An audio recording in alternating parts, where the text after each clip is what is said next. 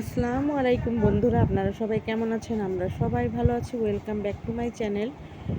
আমার বড় মেয়ের জন্য তরকারি ঢাকাতে পাঠাবো। এমনি মেডিকেলের পড়া অনেক ঝামেলা, তার ভিতরে রান্না করে খাওয়া সবসময় সম্ভব হয় না।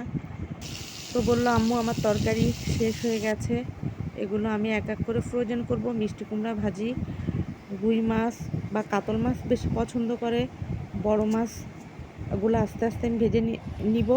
শাক ভাজি করছি, মিষ্টি কুমড়া ভাজি, আর এই যে মুরগির মাংসটা কষানো কমপ্লিট। এখন আমি ঝোলের পানি দিয়ে দিব। তারপর মুরগির মাংসটা হয়ে গেলে আজকের মতো এগুলো রান্না করে আমি ফ্রোজেন করব। এরপর আমি আরও কিছু তরকারি কালকে রান্না করে ওগুলো ফ্রোজেন করব। মুরগির মাংসটা হয়ে গেলে আর দুইটা তরকারি আছে, উস্তে ভাজি, ভেন্ডি ভাজি, এগুলোও আমি করব। তো এগুলো করে আজকের মতো এই রান্নাগুলোই আমি করব, কারণ সকাল থেকেই আমি রান্নার আয়োজন শুরু করেছি। 2 দিনে রান্না বিভিন্নভাবে কমপ্লিট করে তারপরে এগুলো ফ্রোজেন করে আবার গাড়িতে পাঠাইতে হয়।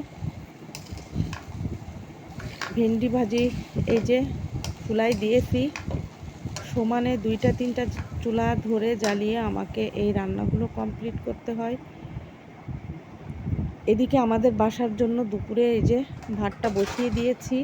এখান থেকেই কিছু অল্প করে তরকারি আমি বাসার সবাইকে একটু একটু করে দিয়ে দিব, বাদ বাকি সব ফ্রোজেন করবো। তো বন্ধুরা, আপনারা ভালো থাকবেন, সুস্থ থাকবেন, আমাদের জন্য দোয়া করবেন। আল্লাহ হাফেজ।